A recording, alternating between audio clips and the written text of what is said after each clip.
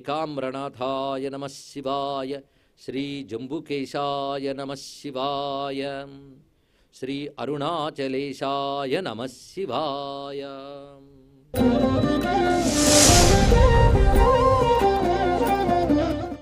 క్షిప్రగణపతి పాదపద్మాలకు నమస్కరించుకుంటూ, పరమేశ్వరుడు మనల్ని అనుగ్రహించడానికి క్షేత్ర రూపంగా ఉంటాడు అని చెప్తూ ఉన్నాయి పురాణములు. భగవంతుడు సర్వవ్యాపకుడు అయినప్పటికీ కూడా ఆయన యొక్క ఉనికిని, ఆయన యొక్క శక్తిని మన అనుభూతులకు తెచ్చుకొనుటకై క్షేత్రములు ఏర్పడ్డాయి. ఇది ఎలాంటిది అంటే, మనకి గాలి అంతా ఉంది, కానీ గాలి అంతటా ఉందని తెలుస్తుంది, కానీ గాలి రావాలంటే విసనకర్ర ఫ్యానో కావాలి. మరి అంతటా గాలి ఉన్నప్పుడు విసనకర్ర ఫ్యాన్ ఎందుకు అని అడగడం ఎలాంటిదో, అంతటా భగవంతుడు ఉన్నప్పుడు క్షేత్రం ఎందుకు అని అడగడం కూడా అలాంటిదే. సర్వవ్యాపకత్వాన్ని వేరు, కానీ మనం గ్రహించేటప్పుడు ఆ దైవశక్తిని క్షేత్రాదులు ఉంటాయి. అందుకే భారతీయ సంస్కృతిలో క్షేత్రములు ప్రధానంగా చెప్పబడుతూ ఉన్నాయి. ఈ క్షేత్రముల్లో కూడా ఒక్కొక్క దానికి ఒక్కొక్క ప్రత్యేకత కనుక మనం సర్వక్షేత్రముల యొక్క అనుగ్రహం పొందవలసినదే. అందుకే మానవుడు తన జీవిత కాలంలో తనకున్నటువంటి కాల, ధన, శక్తి పరిమితులను అనుసరించి వీలైన క్షేత్రయాత్రలు చేయాలి. అయితే ఏ జీవుడికి ఏ క్షేత్రం ముఖ్యం అనేది ఎవరు నిర్ణయించలేరు. రమణ మహర్షికి అరుణాచలం, అన్నమయ్యకి తిరుమల, గురువాయూరప్ప నారాయణ భట్టాత్రికి, గోపన్నకి భద్రాచలం, ఇలా ఒక్కొక్కరికి ఒక క్షేత్రం ఉంది. ఆ క్షేత్ర దైవంతో వాళ్ళు తాదాత్మ్యం చెంది మోక్షాన్ని పొందగలిగారు. అయితే మనకే క్షేత్రం మనకు తెలియదు అది ఇక్కడ. అందుకు మన సర్వక్షేత్రములని ఉపాసన చేస్తే ఆ క్షేత్రదేవతల అనుగ్రహం కలిగి మనకి ప్రధానమైనదో ఏదో వాళ్లే చూసుకుంటారు. అందుకు వీలైనంత వరకు ఋషులు చెప్పినవి, శాస్త్రములు నిర్దేశించినటువంటి తీర్థక్షేత్రయాత్రలు చేయడం చాలా అవసరము. అందుకే మానవుడికి దైవ పితృ కార్యములు చేయడం ఎంత అవసరమో అంతే అవసరం తీర్థయాత్రా సేవనం కూడా. అది కూడా సనాతన ధర్మంలో సాధన ప్రక్రియలో ఒక ముఖ్యమైన అంశము. అంతేగాని మా జపాలు మేము చేసుకుంటున్నాం, మా హృదయంలో భగవంతుడిని చూసుకుంటున్నాం అంటే సరిపోదు. ఎందుకంటే మనకి ఉన్నటువంటి అనేక జన్మల సంచితమైనటువంటి పాప పంకిలం పోవాలి అంటే అది ఏదో ఒక 2-3 అంశముల వల్ల తీరేది కాదు. అంత పోగు చేసుకొచ్చాం.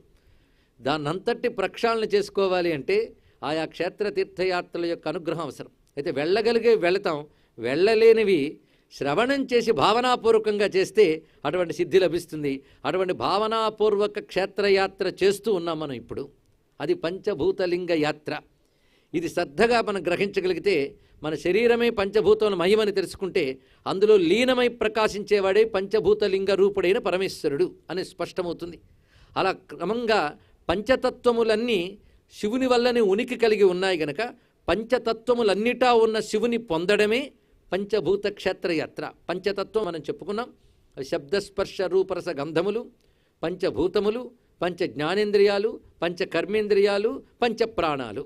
ఇవే మనలోనూ ఈ విశ్వంలోనూ ఉన్నటువంటి పంచతత్వములు. ఈ పంచతత్వాలకు కారణమైన వాడెవడు? వాడు పరమేశ్వరుడు. అటువంటి పరమేశ్వరుని పొందాలి అంటే ఎక్కడి నుంచి పొందగలం? ఎక్కడికో వెళ్ళి పొందక్కర్లేదు. నీలో, నీ చుట్టూ ఉన్న వాటిలో ఉన్నవాడిని తెలుసుకుంటే చాలు. అదే పంచతత్వముల్లో ఉన్న శివుణ్ణి తెలుసుకోవడానికై ఆయన మంత్రం మళ్ళీ పంచాక్షరి అయింది. 5 అక్షరాల మహామంత్రం అయింది ఇక్కడ. కానీ 5 అక్షరాల మహామంత్ర స్వరూపుణ్ణి 5 తత్వముల యందు మనం ఉపాసన చేయగలిగినట్లయితే మనలో, మన చుట్టూ ఉన్న 5 తత్వములు మనకు శివముగా మారిపోతాయి. శివముగా అంటే అనుకూలముగా, మంగళకరంగా మారతాయి. అందుకే ఈ పంచభూత లింగ ప్రవచన మహాయజ్ఞం వల్ల పంచతత్వములు శివతత్వములే అనే ఒక అవగాహన మనం పొంది దానివల్ల మనలో, మన చుట్టూ ఉన్న పంచతత్వములు మనకు శుభకరంగా మారేటట్టు జరుగుతున్నాయి. అలాంటి క్రమంలో ఆ క్షేత్రదేవతను స్మరించుకుంటూ కాంచీయాత్ర, ఆ తర్వాత జంబుకేశ యాత్ర 2 పూర్తి చేసుకుని అరుణాచలంలో ప్రవేశం చేశాం. అరుణాచలం ఎలా ఆవిర్భవించినదో కథ మనం చెప్పుకున్నప్పుడు పరమేశ్వరుడు అనలస్తంభ రూపంలో ఆవిర్భవించినటువంటి సమయం. అది కూడా ఎప్పుడంటే యత్ పునః స్తంభరూపేణ స్వావిరాసమహంపుర సకాలో మార్గశీర్షేతు స్యాదార్ద్రా వృక్షమర్భకౌ. ఇక్కడ స్వయంగా ఇది శివపురాణంలోని విద్యేశ్వర సంహితలో ఉన్నటువంటి వాక్యాన్ని ఇక్కడ చెప్పుకున్నాం.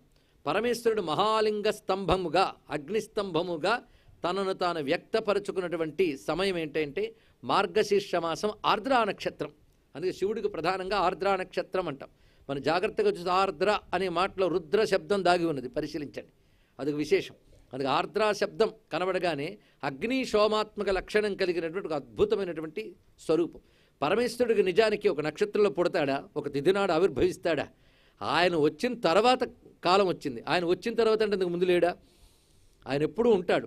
ఆయన వల్ల కాలం వచ్చాక కాలానికి కట్టుబడి ఆయన ఉంటాడా? కనుక పరమేశ్వరుడు సర్వకాలాల్లో ఉండేవాడు. అందుకే ఆయన పేరు మహాకాలుడు, కాలకాలుడు అని మనం చెప్పుకుంటున్నాం. అలాంటి అవ్యక్త రూపుడుగా అంతటా ఉన్నటువంటి సచ్చిదానంద రూపుడైన శివుడు తనని తాను అగ్నిస్తంభముగా వ్యక్తపరుచుకున్నాడు ఒక కాలంలో. ఆ కాలం ఏంటంటే మార్గశీర్ష మాసం, ఆర్ద్రా నక్షత్రం. ఆ తర్వాత చెప్తున్నాడు ఏంటంటే తాను బ్రహ్మ విష్ణువుల చేత పూజింపబడిన రోజు మాఘ బహుళ చతుర్దశి. ఆ పూజ మొదలు పొందాడు. ఇదే మనం బ్రహ్మమురారి సురార్చిత లింగం నిర్మల భాషిత శోభిత లింగం జన్మజ దుఃఖ వినాశక లింగం తత్ ప్రణమామి సదాశివలింగం. ఒక్క ఈ శ్లోకంలోనే బ్రహ్మ, మురారి, సుర అంటే దేవతలు, వీళ్ళ చేత పూజింపబడువాడు. ఆ పూజింపబడే శివుడు ఎటువంటి వాడు అంటే నిర్మల భాసిత శోభిత లింగం, నిర్మలమైనవాడు అంటే మాయా వికారములు లేనివాడు. భాసం అంటే ప్రకాశం అంటే కేవల చైతన్య స్వరూపుడు. శోభిత అంటే సౌందర్యం. పరమేశ్వరుడు ఆనంద స్వరూపుడు, ఆనందమయమైన సౌందర్యం కలవాడు కనుక శోభిత చెప్పారు. నిర్మల భాసిత శోభిత. చూసారా, ఎప్పుడు చదివేసే శ్లోకంలో ఇంత ఉందన్నమాట. అందుకే తెలిసి చదివితే అనుభూతి వస్తుంది. అనుభూతి వస్తే శివుడు ఇంకా తొందరగా వస్తాడు. తెలియకుండా చదివితే కొంచెం ఆలస్యం అవుతుంది. అందుకే తెలుసుకునే ప్రయత్నం మనం చేస్తున్నాం. కానీ శివలింగం అంటే నిర్మల భాసిత శోభిత, ఈ మూడే శివుడు. ఆయనకి ఎప్పుడు మాయావికారములు లేవు. అంతేకాదు కేవల చిద్రూపుడు గనక భాసిత. ఆయన వల్లే ప్రపంచమంతా శోభిల్లుతోందంటే ఆయన సుందరం, సుందరేశ్వరుడు. అందుకే శోభిత లింగం. అయితే ఇంత గొప్పవాడే, ఆయన ఆరాధిస్తే మాకేం ప్రయోజనం అండి? జన్మజ దుఃఖ వినాశక లింగం. మన సంసారంలో ఉన్న అన్ని దుఃఖాలని పోగొడతాడు, చివరికి సంసారమైన దుఃఖాన్ని కూడా పోగొడతాడు. ఒక్క శ్లోకంలో మొదట ఆరాధించిన వారెవరో చెప్పారు, శివుడంటే ఏమిటో చెప్పారు, ఎందుకు ఆరాధించాలో చెప్పారు. ఎందుకని ఎలా ఉంటాడు, ఇలా ఉంటాడని చెప్పలేవు. అందుకే తత్ చితి తత్పద లక్ష్యార్థ తత్ సవితు వరేణ్యం. కనుక తత్ అంటే అనిర్వచనీయమైన వస్తువు. అటువంటి శివలింగముని ప్రణమామి. ఎప్పుడు ప్రణామం చేస్తారండి? రోజుకోసారి కాదు, సదా శివలింగం. అంతేకాదు సదాశివలింగం. ఎల్లవేళలా శివలింగాన్ని నమస్కరిస్తున్నాం. ఆయన సదాశివుడే, ఆయన శుభస్వరూపుడు. ఎప్పుడండి? అప్పుడప్పుడండి అని కాదండి. ఆయన ఎప్పుడు శివుడే, ఎప్పుడు శుభస్వరూపుడే, ఎప్పుడు శాంతమూర్తే. మన అప్పుడప్పుడు శుభం, అప్పుడప్పుడు శాంతం. ఇది బాధాకరం. అని భగవంతుడు సర్వకాల సర్వావస్థలో సహజ లక్షణమైనటువంటి శివతత్వంతోనే ఉంటాడు. సూర్యుడు ఎప్పుడూ కాంతి స్వరూపుడే, శివుడు ఎప్పుడూ శుభస్వరూపుడే. అందుకే సదా శివలింగం. అలా ఆవిర్భవించి ఆరాధన పొందాడు బ్రహ్మమురారి సురుల చేత. ఏ రోజైతే వారు ఆరాధన పొందాడో ఆ రోజున తాను సూక్ష్మ లింగ రూపయ్యి అరుణాచలంలో వ్యక్తమయ్యాడు కనుక అరుణాచలంలో స్వామి వ్యక్తమైనటువంటి రోజు మాత్రం మహాశివరాత్రి. మహాలింగంగా ఉద్భవించిన రోజు మాత్రం మార్గశీర్ష ఆర్ద్రా నక్షత్రం. అందుకే స్వామివారి యొక్క ఆర్ద్రా నక్షత్ర ఉత్సవం చాలా విశేషంగా జరుగుతూ ఉంటుంది నేటికి అరుణాచలంలో. కనదార్ద్రోత్సవ వైభవ. ఆర్ద్రోత్సవం అని చాలా విశేషం. అసలు శివారాధనకు ఆర్ద్రోత్సవం చాలా ముఖ్యం. చిదంబరాది క్షేత్రాల్లో కూడా మార్గశీర్ష ఆర్ద్రా నక్షత్ర ఉత్సవాలు చాలా అద్భుతంగా జరుగుతుంటాయి. శైవాగమాల్లో ఆర్ద్రా నక్షత్ర ఆరాధన చాలా గొప్పగా చెప్పారు. స్వామికి ఇష్టమైనటువంటి అంశములు ఏమిటంటే ప్రదోష వ్రతం, రెండవది మహాశివరాత్రి, మూడవది ఏంటంటే ఆర్ద్ర, నాలుగవది ఏంటంటే మహాశివరాత్రి. ఇవి ఆయనకి ఇష్టం. అందులో త్రయోదశి 2 మార్లు వస్తుంది మాసంలో. శుక్లపక్షం, కృష్ణపక్షం రెండూ గొప్పవే. అందులో విశేషించి కృష్ణపక్ష త్రయోదశి గొప్ప ప్రదోషం. అలాగే మాస శివరాత్రి మాసానికి ఒకసారి వస్తుంది, అది కృష్ణపక్ష చతుర్దశి. శ్రద్ధగా విన్నవారికి తప్పకుండా పూర్ణ ఫలాన్ని ఇస్తాడు. ఒకవేళ పొరపాటున అలా లేకపోతే పూర్ణం లేకపోయినా ఫలం వస్తుంది. ఎలాగోలా వినడం చాలా ముఖ్యం. అందుకే వినేటప్పుడు ఇవి మనం చెప్పేవి, మనం చేయించేవి కాకుండా ఈశ్వరుడు మనపై అనుగ్రహంతో నిర్వహింపజేస్తున్నటువంటి జ్ఞానయజ్ఞములనే భావంతో కూర్చొని వినాలి. లేకపోతే ఈ ప్రణాళిక ఏంటండి? ఈ తేదీలు ఇచ్చినప్పుడు నాకు తెలియదు, తేదీలో చూసాను, తిథులు చూడలేదు, ఇప్పుడు చూస్తే ఆశ్చర్యంగా ఉన్నది. దీన్ని బట్టి వెనకాల ఆ క్షిప్రగణపతి మన కోసం ఎంత అనుగ్రహంగా ఈ ప్రణాళికను వేసి వాళ్ళ నాన్నగారి కథ ఆయన దగ్గర చెప్పించుకుంటున్నాడు. చూడండి ఇక్కడ. అలాంటి భవ్యమైన ఆర్ద్రోత్సవం స్వామి దగ్గర ప్రధానం. అది చెప్పుకున్న అరుణాచలంలో ఆర్ద్రోత్సవం గొప్ప అంశం. దీనికి ద్రవిడ భాషలో తిరువణ్ణామలై అని పేరు. అన్న అంటే అగ్ని, మలై అంటే పర్వతం, తిరు అంటే పవిత్రం. పవిత్రమైన అగ్నిపర్వతం. అగ్నిపర్వతం అంటే మనం అనుకునేటువంటి మామూలు అగ్నిపర్వతాల కింద కాదు. అయితే కొంతమంది ఇది కూడా అగ్నిపర్వతం అంటారు, కానీ ఆ భావంతో ఇక్కడ చూడడం కాదు. ఈ పర్వతం మొత్తం అగ్నిస్వరూపమే, అది తెలుసుకోవాల్సినది. మరి బయటికి కొండరాళ్ళ కనబడుతుందంటే బయటికి కనబడేది మనకు కనిపించేది, అక్కడున్నది మన కంటికి కనిపించనిది. కంటికి కనిపించని సత్యాన్ని చెప్పడానికి వచ్చిన దానికే శాస్త్రం అని పేరు. తెలుసుకోండి, ఇక్కడ కంటికి కనిపించని సత్యాన్ని చెప్పడానికి ఉన్న ఆధారం పేరు శాస్త్రం. అది కంటికి కనిపించదు, అప్పుడు ఏం చేయాలి? శాస్త్రం ప్రమాణంగా తీసుకోవాలి. ఆ ప్రమాణంతో శ్రద్ధతో ఇది మామూలు కొండ కాదు అనే భావంతో నమస్కారం చేయాలి. పైగా శివుడు కైలాసంలో ఉంటాడట. ఇప్పుడు కైలాసంలో శివుడు అంటే పర్వతం మీద శివుడు, కానీ అరుణాచలం కైలాసం కంటే గొప్పదయ్యా, శివుడే పర్వతంగా ఉన్నాడు కదా అన్నారు ఇక్కడ. అది విశేషమైన మరొక ప్రత్యేకత. అందుకు ఇది కైలాసము కన్నా గొప్పదని చెప్పారు. అందుకే కైలాసానికి వెళ్ళలేదు ఇవేమి అనుకోక్కర్లేదు, అరుణాచలం చూసావా చాలు. ఎందుకంటే కైలాసం అనే పర్వతం మీద శివుడు ఉన్నాడు, ఇక్కడే శివుడే పర్వత రూపం ధరించి ఉన్నాడు కనుక గిరి రూపము. భారతీయ సంస్కృతి యొక్క గొప్పతనం ఏంటంటే చెట్టు, పుట్ట, నీరు, నిప్పు అన్నిట్లో భగవంతుడిని చూస్తాం. ఇది తెలియక చాలామంది ముందు మనం ఎద్దేవా చేయడానికి కొండకి, రాయికి, రప్పకి, చెట్టుకి, పుట్టకి నమస్కారం చేస్తారయ్యా మీరు అంటే, అవును కామోసని మనం జుట్టు గోక్కుంటుంటాం. కాదయ్యా, అలా నమస్కరించడమే మా హిందూ ధర్మంలో ఉన్న గొప్పతనం అని అనలేకపోతున్నాను. తెలుసుకోండి ఇక్కడ. ఎందుకంటే పరమాత్మని అంతటా చూడటం అనేది సాధన చేయడం మొట్టమొదట పవిత్రమైనటువంటి ప్రకృతి వస్తువుల్లో చూడాలి. పవిత్రమైన అంటే కొన్ని ప్రత్యేకమైనవి. అన్ని కొండలకి ప్రదక్షిణ చేయమని ఎందుకు చెప్పలేదు? కొన్నే ఎందుకు చెప్పారు? ఇది శోణాచలం అంటే అరుణాచలానికి మరొక పేరు. శోణ అంటే ఎరుపు, అరుణమన్న ఎరుపు, శోణాచలం.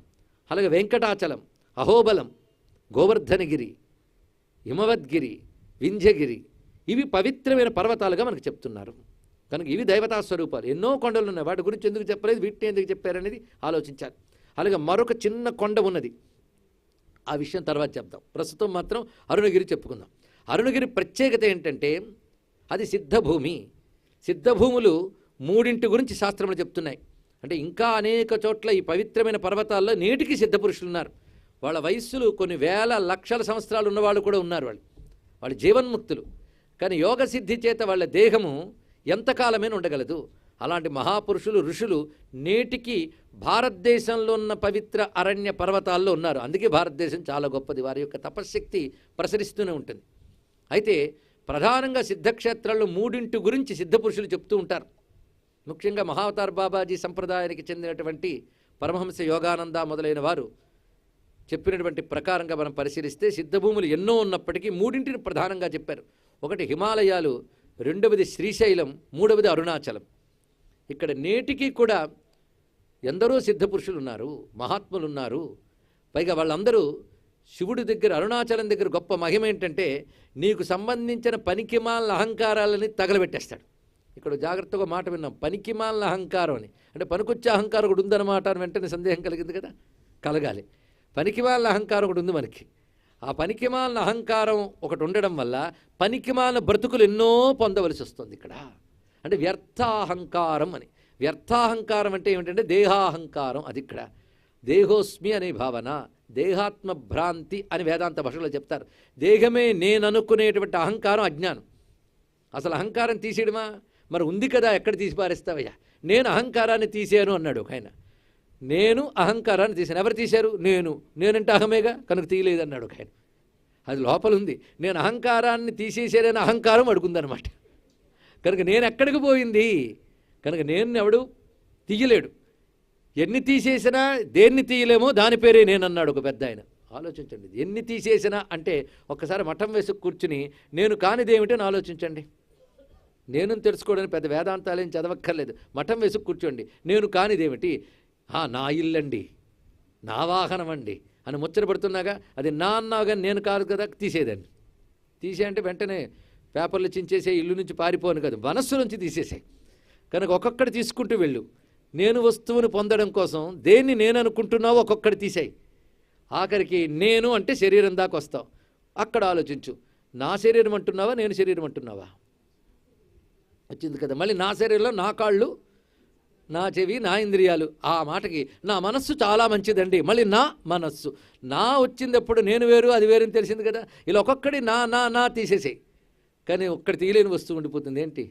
నేను, అది మాత్రం తీయలేవు. కనుక అన్నీ తీసేస్తే ఏది మిగులుతుందో, దేని సహాయంతో అన్నిటినీ తీసేసేవో అదే అసలు నేను, అదే పరమేశ్వర స్వరూపం అన్నారు. ఒకటే మాట. ఏంటండి అరుణాచలం చెప్పంటే ఇంత చెప్తున్నామంటే, అరుణాచలం అంటే ఇదే, మరొకటి కాదు. ఇక్కడ ఆ అసలు నేనును చూపించి ఈ పనికిమాలిన నేనులన్నీ తీసిపారేస్తుంది. ఇక్కడ శివుణ్ణి మనం ప్రార్థించాల్సింది ఏంటంటే, చెత్త తగలబెట్టి శుద్ధాన్ని ఇవ్వవయ్యా అంతే. ఇక్కడ చెత్త అహంకారాన్ని తీసేసి శుద్ధమైన అహంకారం ఏది ఉందో దాన్ని ఎరుకుపరచాలి, ఇంతే కావలసినది. ఇక్కడ కాదండి ఇప్పటి నుంచి అంత దాకా ఎందుకండి, ఇవన్నీ ఉండనియండి అంటే వీడితో పాటు దుఃఖం ఉంటుంది. తెలుసుకో, ఇక్కడ నీకు దుఃఖం నుంచి బయటపడాలనుందా, ఇది పట్టుకు వేలాడాలనుందా ఆలోచించన్నాడు. ఇక్కడ అలా చెయ్యగలిగిన క్షేత్రం అరుణాచలం. అందుకే అరుణాచలం మనుచు స్మరహించు వారలకు అహము తొలగించెదవు అరుణాచల అన్నాడు. అయితే అరుణాచలానికి వెళ్ళాలి అంటే మనం కుదిరితే, ఆయన అనుగ్రహిస్తే తప్పకుండా క్షేత్రయాత్ర చేయగలం. ఎప్పుడైనా క్షేత్రానికి వెళ్ళాలంటే తద్దేవతానుగ్రహం ఉంటే కానీ వెళ్ళలేరు. ఆ దేవతానుగ్రహం ఉన్నప్పుడు ఎవరు ఎన్ని ఆటంకాలు పరిచినా వెళ్ళగలరు. ఇది కూడా తెలుసుకోవాల్సినది. అయితే ఆ అనుగ్రహం పొందే వరకు ఆ దేవతను స్మరించాలి, ఆరాధించాలి. అందుకని అనుగ్రహించినప్పుడు వెళ్తానండి అని కూర్చోవడం కాదు. అనుగ్రహం పొందాలని తగతగబడితే ఆయన తప్పకుండా అనుగ్రహిస్తాడు. అలాగా అరుణాచలానికి ఉన్నటువంటి సౌకర్యం ఏంటయ్యా అంటే, నువ్వు ఎక్కడున్నా స్మరిస్తే చాలు అనుగ్రహించే దైవం ఆయన. అందుకే స్మరణ మాత్రమునే ముక్తి ఫలదము అన్నారు. ఇక్కడ స్మరణ చేస్తే మాత్రమే ముక్తినిస్తాడు. స్మరణాద్ అరుణాచలం, ఇది శాస్త్రం చెప్తున్నది కదా. దర్శనాద్ అభ్రసదసి స్మరణాత్ అరుణాచలం. స్మరిస్తే చాలు మనల్ని అనుగ్రహించేటువంటి క్షేత్రం. కనుక రోజు ఒకసారి తలంచుకుంటానండి. వాడు స్మరించమన్నాడు, జాగ్రత్తగా చూడండి. అరుణాచలం అరుణాచలం నోటితో అనడం కాదు, అరుణాచల తత్వాన్ని మనస్సుతో స్మరణ చేయాలి. అది దాని యొక్క అర్థం. ఇక్కడ అరుణాచలం అంటే ఏమిటి అనే తత్వాన్ని స్మరణం చేయాలి. ముందు స్మరణం చేయాలంటే ముందు శ్రవణం ఉండాలిగా. అది విన్నదాన్నే కదా స్మరణ చేస్తావు నువ్వు. కనుక అరుణ అచల అంటే ఏమిటో అర్థం చేసుకో. అరుణం అనగానే అరుణాం కరుణాతరంగితాక్షిం ఆయన అమ్మవారు. అచలం అంటే కేవల శివుడు. ఈ రెండు వేరు వేరు కాదు. బ్రహ్మము వేరు, ఆయన శక్తి వేరు కాదు. అందుకే బ్రహ్మము సదాశివుడు, ఆయన అచలమైతే శక్తి అరుణమైంది. అయితే ముందు మనకి శక్తి యొక్క అనుభూతి దొరుకుతుంది. ఆవిడ సాయంతో ఆయన తెలుస్తాడు. అంతే కదండి. సూర్యుడిని చూడాలంటే ముందు ఆయనకు అరుణ కాంతి మన దగ్గరికి వస్తుంది, దాని సాయంతో సూర్యుని చూస్తున్నాం. అలాగే శివుని నుంచి వచ్చిన అరుణ రూప చిత్ ప్రకాశం ఏదైతే ఉన్నదో ఆ అరుణయ్య అమ్మవారు. అచల శివ, శివుడికి స్వతసిద్ధమైన నామ అచలం. అందుకే శివశాస్త్రంలో మొదటి పేర్లు స్థిరస్థాను ప్రభుర్భీమ, అచలోయం స్థాణు. అచలోయం స్థాణు ఉపనిషత్ మంత్రం అది. ఇక్కడ అచలతత్వమే ఆత్మతత్వం. కనుక అచలం ఆత్మరూపుడైన శివుడు, ఆయన నుంచి ప్రకాశించే చిత్ ప్రకాశమే విశ్వవ్యాపకమైనది. ఆ చిత్తే అరుణ. కనుక అరుణాచలం అనగానే తమిళనాడులో ఒక చోట ఉన్నటువంటి పర్వతము అని కాకుండా చిత్ప్రకాశ స్వరూపుడైన సద్రూపుడైన శివుడు. కనుక శివుడు సత్తు, అమ్మవారి చిత్తు. ఈ సత్తు చిత్తు ఎప్పుడు వింటూ ఉంటాం, ఆలోచించాం, అది వచ్చింది. సత్ అంటే ఎప్పుడు ఉండే స్వరూపం, చిత్ అంటే దాని యొక్క చైతన్య లక్షణం. ఈ రెండు వేరు వేరు కాదు, అది తెలుసుకోవాల్సినది. ఈ మాట మన శివశక్తి రూపిణి లలితాంబిక అని అంటున్నాం. కనుక అరుణాచలం ఇదివరకు చెప్పుకున్న రెండు క్షేత్రముల వలనే శివశక్తి ప్రధాన క్షేత్రం. పైగా పరమేశ్వరుడు ఇక్కడ దర్శనం ఎలా ఇచ్చాడు అంటే, ప్రథమత పర్వత రూపుడై ఆ తర్వాత దేవతలను అనుగ్రహించి అర్ధనారీశ్వర స్వరూపంతో కనబడ్డాడు. అంటే అరుణాచలం అర్ధనారీశ్వర స్వరూపం. అర్ధనారీశ్వర స్వరూపం అంటే శివశక్తుల రూపం. శివశక్తుల రూపం మరొకటి చెప్తూ ఉంటారు, శ్రీచక్రం. శ్రీచక్రం శివయోర్వపు, శివశక్తుల యొక్క స్వరూపమే శ్రీచక్రం. అంటే అర్ధనారీశ్వర తత్వమే యంత్ర రూపంలో మనం చూస్తే శ్రీచక్రం. అందుకే శ్రీచక్రం కేవలం అమ్మవారు అనుకుంటే అదొక భ్రాంతి. అమ్మవారు అయ్యవారు కలిపే శ్రీచక్ర స్వరూపం, శ్రీ విద్యాస్వరూపం. ఎందుకంటే శివుడు లేనిది శక్తి వ్యక్తం కాదు, శక్తి లేనిది శివుడు కనబడ్డు. వాళ్ళు ఉభయులు కలిసే ఉంటారు ఎప్పుడైనా. ఆ తత్వం మనకి అరుణగిరిలో కనబడుతుంది. కొంతమంది అరుణాచల ప్రదక్షిణంలో ఒక చోట వెళ్ళినప్పుడు శివభావన, మరొక చోట వెళ్ళినప్పుడు శక్తి భావన అనుభూతులకు తెచ్చుకున్న వాళ్ళు నేటికి ఉన్నారు. అది వారి వారి యొక్క భక్తి బలం వల్ల ఏర్పడుతూ ఉంటుంది, వాళ్ళు ప్రదక్షిణ చేసే పద్ధతి ప్రకారంగా. అందుకు అరుణాచలం అనగానే శివశక్తి స్వరూపం అని భావిస్తూ మన శరీరంలో ఎలా భావించాలి అంటే, మనలో అచలతత్వం ఆత్మతత్వం, ఆ అచలమైన ఆత్మశక్తి ఏదైతే ఉందో అది నీ మనో బుద్ధి ప్రాణ ఇంద్రియాలను కూడా ప్రకాశింపజేస్తుంది. చూసారా? మనలో ఉన్న ఆత్మ యొక్క శక్తే, స్వాత్మ శక్తియే మొత్తం మన శరీరాన్ని, శరీరం అనగా స్థూల సూక్ష్మ కారణ శరీరాల్ని, అంటే పంచకోశాలని, అంటే అన్నమయ, ప్రాణమయ, మనోమయ, విజ్ఞానమయ, ఆనందమయ కోశాలను ప్రకాశింపజేస్తుంది. కనుక నిశ్చలమైన ఆత్మతత్వం చలించే శరీరానికి చైతన్యం ఇస్తున్నది. ఇక్కడ ఇప్పుడు ఈ చలిస్తున్న ఈ శరీరంలో ఇప్పుడు చలించకుండా కూర్చున్నాం కదండి అంటే ఇక్కడ చలించేది మనస్సు. చలనం ఉంటేనే కార్యం ఉంటుంది, క్రియ ఉంటే చలనం ఉందని అర్థం. కనుక మన లోపల చలనం ఉంది నిరంతరం. ఆ చలనమే చేతన, ఆ చేతనకి కారణం చైతన్యం. కనుక దేహము యందు చేతన, చేతనకి కారణం చూడాలి. కానీ మన చేతనత్వం మనదనుకుని విర్రవీగుతూ ఉంటాం. కానీ చేతనత్వానికి కారణం చైతన్యం అని తెలుసుకో. ఆ చైతన్యము సత్తు యందే ఆధారపడింది. ఈ రెండు వేరు వేరు కావు, సత్తు చిత్తు కలిసి ఉంటాయి. కానీ సత్తు అనగా ఆత్మ, చిత్తనగా చైతన్యము. ఈ రెండే వస్తువు మన శరీరం మొత్తం మీద సార వస్తువు. ఆ సార వస్తువుని గ్రహించంటే ఆ చలించిన ఆత్మస్వరూపం అచలమైతే ఆ చిద్రూపమే అరుణం. కనుక అరుణాచలం ఎక్కడుంది? కనుక నీ లోపల అరుణాచలం చూడు. ఆ సచ్చిత్తే అహంకారానికి హేతు. నేను అనే చైతన్యం ఆ రెండిటి వల్ల వస్తుంది. ఈ దేహం వల్ల, బుద్ధి వల్ల, ప్రాణం వల్ల కాదు. ఆ రెండిటి వల్ల అహం వస్తుంది. కనుక అహం ఎవరిది? సచ్చిత్తిదే. కనుక అరుణాచలేశ్వరుడే అహంకారమూర్తిగా ఉన్నాడు. అహంకారం అనగా అహం బ్రహ్మాస్మి అనే తత్వం ఇక్కడ మనం తెలుసుకుంటున్నాం. ఇక్కడ ఈ తత్వాన్ని మననం చేసుకోవాలి. ఎందుకంటే ఇప్పుడు అరుణాచలంలో తిరిగే సిద్ధులందరూ అటువంటి వారే. వారి యొక్క వైభవాన్ని మనం స్మరించుకుంటూ, అరుణాచలంలో ప్రత్యేకత పర్వతము, మందిరము, అంటే మందిరంలో ఉన్న లింగము, పర్వతము, లింగము, దక్షిణామూర్తి యొక్క స్వరూపము. దక్షిణామూర్తి రూపం మన నేత్రములకు గోచరం కాదు, అందులో సందేహం లేదు. రమణ మహర్షి అంతటి వారే ఆ విషయాన్ని వారు ప్రకటించారు. పైగా భగవంతుడు నేత్రాలకు కనబడే వస్తువు కాదు ఆయన. ఆయన నేత్రాలకు, ఇంద్రియాలకు అతీతంగా ఉంటాడు. ఆయన కనబడదలచుకుంటే కనబడతాడు, లేకపోయినా ఆయన ఉంటాడు. ఆ అర్థం చేసుకున్నాడు ఆ మహానుభావుడు, మౌనమూర్తి అయినటువంటి రమణుల వారు.